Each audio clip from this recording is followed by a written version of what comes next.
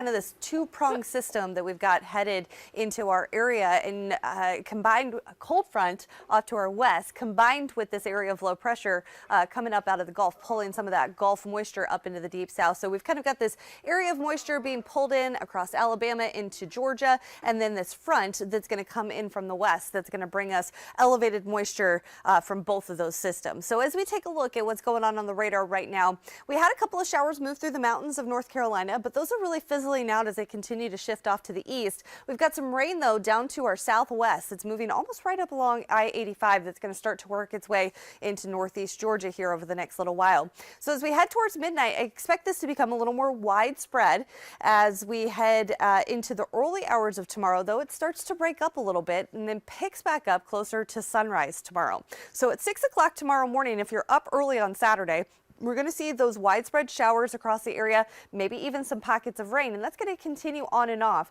through about 9 o'clock in the morning. And then it picks back up again as we look closer to about noon, 1 o'clock, and we see another round of some scattered showers, maybe even some thunderstorms work its way through about 4 o'clock and then die down from there. So by the time we get to midnight tomorrow night, as the ball's dropping all those New Year's Eve festivities, we're looking pretty good in terms of the forecast there. One thing to really pay attention to for tomorrow is a little bubble of instability down to our south. But it does clip part of our area, and that's the southern part of Greenwood County, very lower part of Lawrence County, and down into Newberry County, where we have a very low end risk that we could see some severe weather, damaging straight line winds, as well as the possibility of an isolated tornado are the biggest risks there. Again, it's a very low end risk, but it's certainly something we're going to be keeping an eye on overnight tonight and into the day tomorrow as well.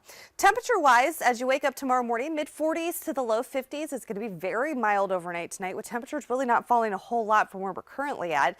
And then tomorrow afternoon, not warming a whole lot either. We've kind of got a little bit of a wedge set up here, so that's going to keep us with afternoon highs in the mid 50s to even some spots getting into the low 60s. The further south you go, the more likely you are to see some of those slightly warmer 60s.